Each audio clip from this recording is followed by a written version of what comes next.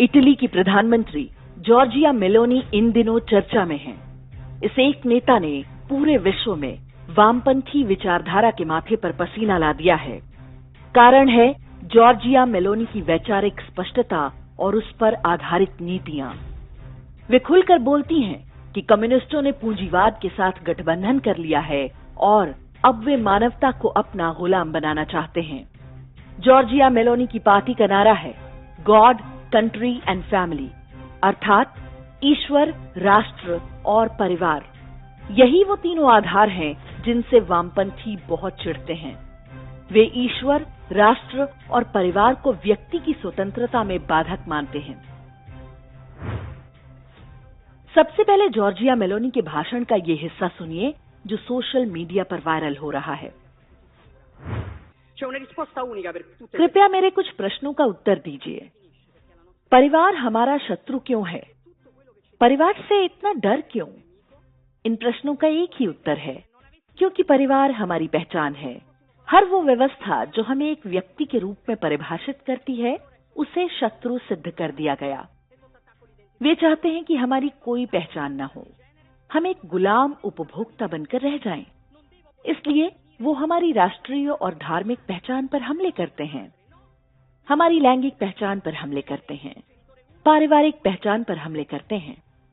मैं अपनी पहचान इटालियन, ईसाई, महिला या मां के रूप में नहीं कर सकती। वो मेरी नागरिकता, लिंग या अभिभावक के रूप में एक नंबर तय करना चाहते हैं, ताकि मैं एक संख्या मात्र रह जाऊं। जब मेरी कोई पहचान या जड़ें नहीं होंगी, तब मैं आसानी से उनके गुलाम बन सकूंगी, उनकी दया पर जी सकूंगी। इसे मैं आदर्श ग्राहक या द परफेक्ट कंज्यूमर कहती हूं। इसलिए अब हमें डरना होगा, क्योंकि हम संख्या नहीं बनना चाहते। हमें मनुष्य के रूप में अपनी पहचान को बचाना ही होगा। हर मनुष्य अलग है। ईश्वर ने जेनेटिक रूप में हमें ऐसा ही बनाया है। हमें हर मनुष्य की पहचान की रक्षा करनी होगी। हमें ईश्वर, राष्ट्र और परिवार के विचारों की रक्षा करनी होगी। हमारी स्वतंत्रता के लिए इन्हें बचाना होगा। हम कभी उनके गुलाम नहीं बनेंगे, यही हमारा उद्देश्य है और इसीलिए आज हम यहाँ हैं। इस भाषण में जॉर्जिया मेलोनी अंतर्राष्ट्रीय स्तर पर पूंजीवादी शक्तियों और वामपंथ के गठजोड़ की ओर संकेत कर रही हैं। ये वो सच है जिसका शिकार आज हम में से अधिकांश लोग बन रहे हैं। लेकिन अधिकांश लोग जानते ही नहीं। जो जानते हैं वो चुप रहना ही पसंद करते हैं। अमेरिका आज वामपंथ और पूंजीवाद के गठजोड़ का अड्डा बन चुका है। प्रगतिशीलता, उदारता और समानता जैसे शब्दों की आड़ में अमेरिका आज पूरे विश्व में इस महामारी का निर्यात कर रहा है। ये एक तरह का सांस्कृतिक हमला है।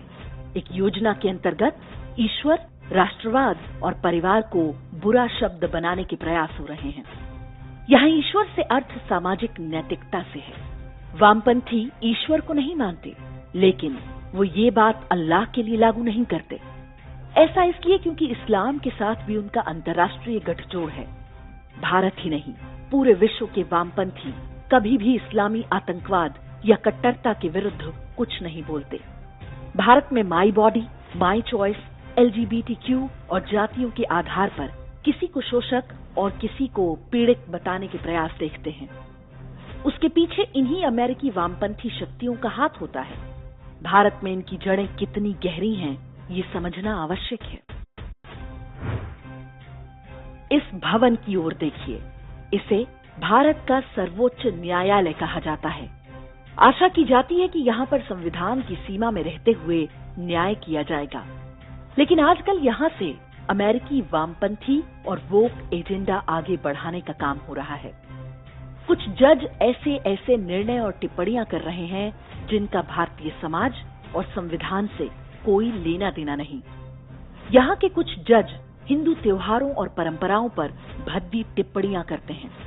मैरिटल रेप, लैंगिक विविधता, गर्भपात नियम और महिला अधिकार की आड़ में उनके अधिकांश निर्णय परिवार व्यवस्था को तोड़ने वाले होते हैं।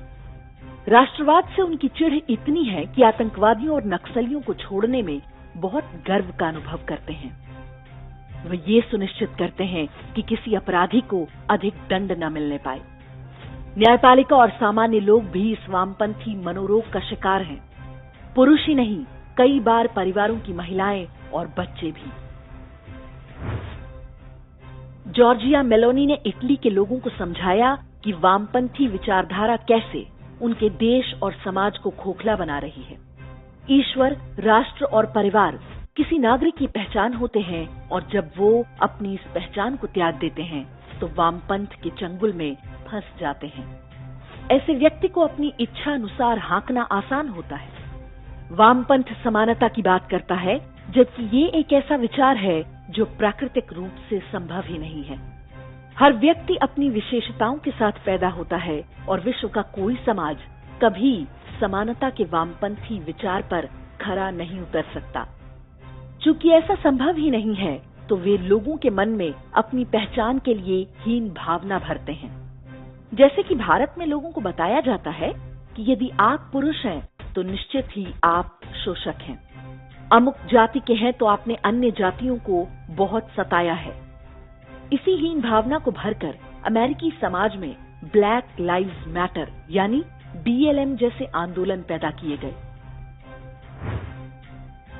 जॉर्जिया मेलोनी वामपंथ विरोधी और स्पष्टवादी हैं, इसलिए वो अंतर्राष्ट्रीय वामपंथी गिरोहों के निशाने पर हैं। प्रधानमंत्री नरेंद्र मोदी की तरह उन्हें भी फासिस्ट और इस्लामोफोबिक घोषित किया जा चुका है। उनके संबंध इटली के तानाशाह मुसोलिनी के साथ जोड़े जा रहे हैं। आने वाले दिनों में उन पर और भी हमले होंगे, लेकिन उन्होंने विश्व में बड़ी संख्या में लोगों को सोचने को विवश किया है। प्रोग्रेसिव, लिबरल और वोक के नाम पर जो विष हमारे समाज में घोला जा रहा है, उसका पीड़ित अंततः हमें ही बनना होगा।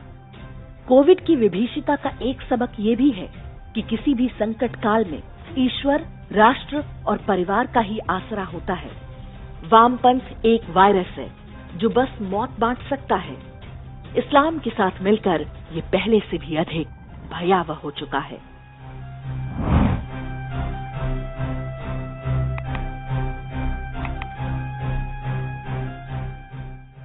इंडेक्स ऑनलाइन के वीडियो समाज को समर्पित हैं। आप इनको डाउनलोड करके जैसे चाहे वैसे प्रयोग कर सकते हैं। चाहे तो आप हमारे टेलीग्राम चैनल से जुड़ सकते हैं। वहां सारे नए पुराने वीडियो आपको मिल जाएंगे। हमारे सोशल मीडिया लिंक हर वीडियो के डिस्क्रिप्शन में होते हैं। हमारा एकमात्र उद्देश्य हिंदू समाज को जागृत और एकजुट करना है। इसमें सहभागी बने। धन्यवाद।